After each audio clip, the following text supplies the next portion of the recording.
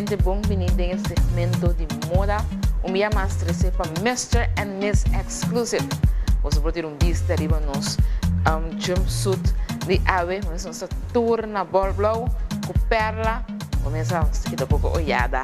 Ave, me hinta, tem diferente jumpsuit, algo mais na moda, tem diferente tela também, prints, tem liso, tem print de flor, etc. Tem que bala, queremos qualquer que você tem em mente, você passa aí na Mr. and Miss Exclusive, você queda classe, seguro. Então, eu tiro ranch, e assim você curtir a vista, riba e parte para trás também de nosso jumpsuit.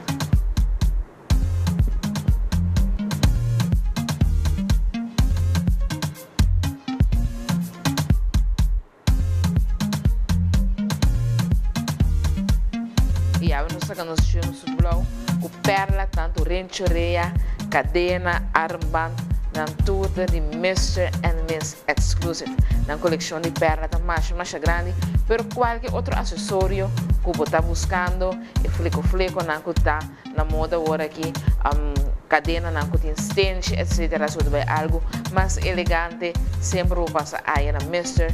and Miss Exclusive. Você me tem seguro que você queda claro. Então também quero acordar, ele sapato não ortopédico, se você tem série sapato especial, aí na Mr. and Miss Exclusive, você queda claro, seguro. Então se você quer algo mais esportivo, queremos na jeans de Flying Monkey e também é que sou na Susan Miller da queda assim furor, então nos papéis mês de com nanta sinta na boca. Então minha mais me tem invitado para passar na Mr. and Miss Exclusive. Então des passo emissora para David com Ventana Global.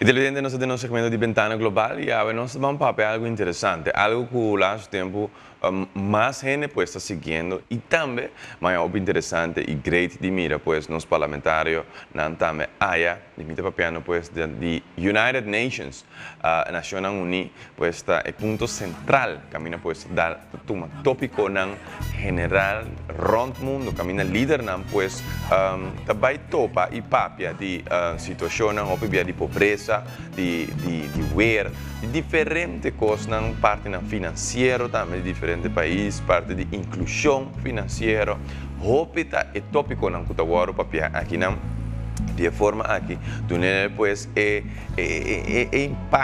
impacto não, pero sino importância do MST. Pero Kiko United Nations tá ando como está funcionando. Vamos a clip aqui cortico, como tem, agora uma ideia de função ou tá como está funcionando. United Nations aí na New York. In 2015, the United Nations turned 70. Since World War II, the UN has existed to foster communication between its member states to achieve global goals, which would be impossible individually. So how do they do this? How exactly does the UN work? Well, the UN is divided into 6 main parts. The first is the General Assembly, which includes nearly all internationally recognized countries, making up 193 member states. The Assembly meets annually in September and debates issues on security and diplomacy. In 2015, the major topic is climate change and helping developing countries face the threat of global warming. Within the General Assembly, resolutions relating to defense, as well as administrative issues like new membership and budget, require a 2/3 vote. Most other issues only need a majority. Every country, regardless of size, gets a single vote. However, there are 2 states in the UN which are not actual members: the Vatican, whose government is called the Holy See, and Palestine. These are called permanent non-member observer states, and while they can't vote, they are allowed to take part in debates.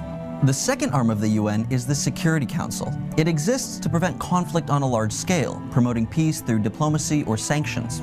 It only has 5 permanent members: Russia, France, China, the UK, and the US, which were all winning powers in World War II. The permanent members have veto power, and their use has been incredibly controversial. The US, for example, has vetoed dozens of resolutions against Israel for their actions in the Middle East. There are 10 more members representing Africa, Asia, Eastern Europe, Latin America, and Western Europe. Those 10 are elected on a rolling basis every 2 years to make sure that major world regions have representation.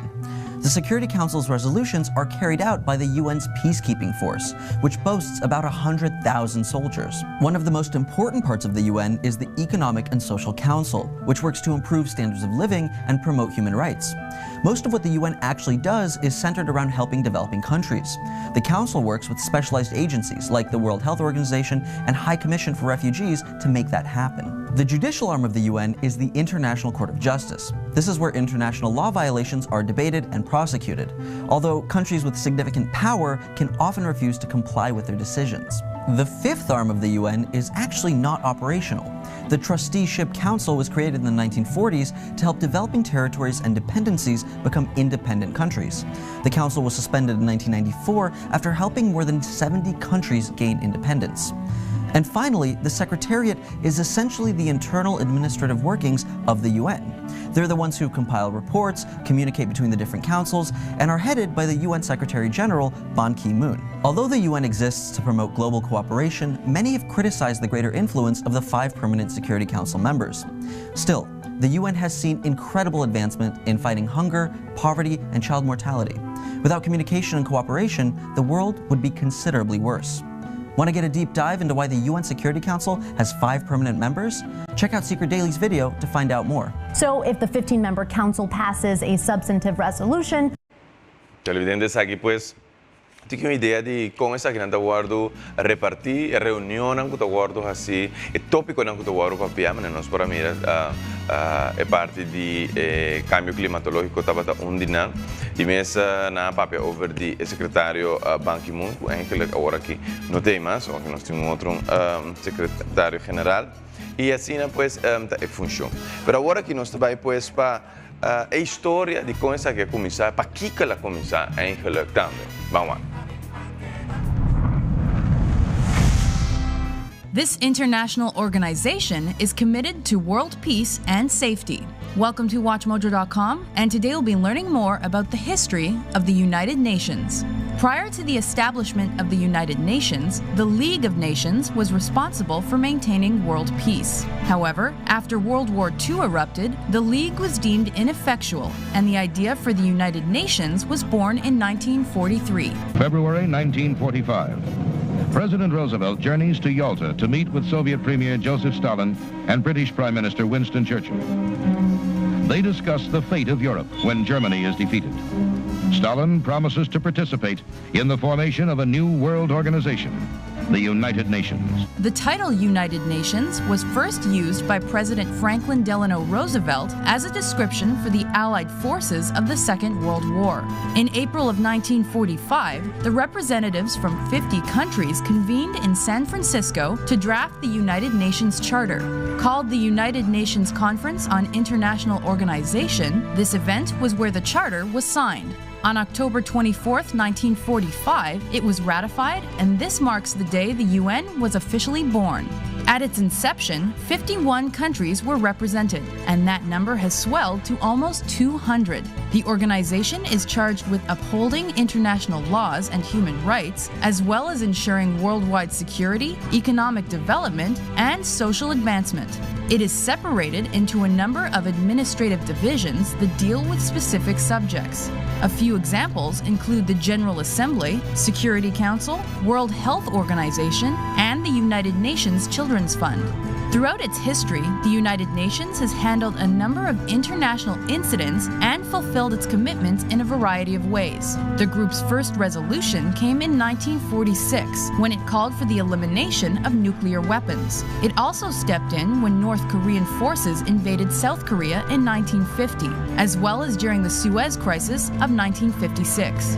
The group's environmental interests were shown with the 1987 Montreal Protocol. This agreement was the first global accord in relation to the environment and ensured the protection of the ozone layer. The organization has been honored for its contributions over its history. For example, in 1965, UNICEF was awarded the Nobel Peace Prize. However, in recent years, it has also dealt with criticism that it has become irrelevant due to inaction on international skirmishes. The Rwandan genocide of 1994 is one example where the UN was condemned for failing to step in. George W. Bush's Iraq War is also considered by many the result of inaction on the part of the United Nations. While to some the UN has outlived its relevancy, to others it's an indispensable organization. There is no denying that the United Nations has served a valuable purpose over the course of its history.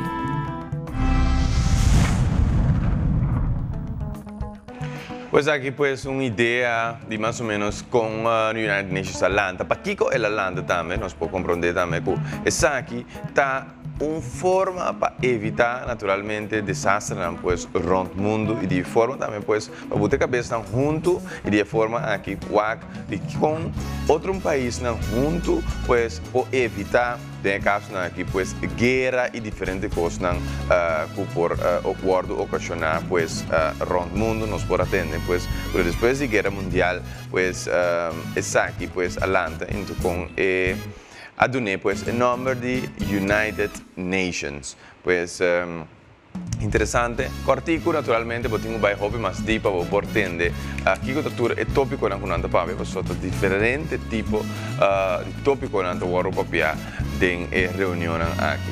Televidentes aqui estava dando ventana global cortico que nós estava em papo de United Nations, que é basic information de lo que está en será.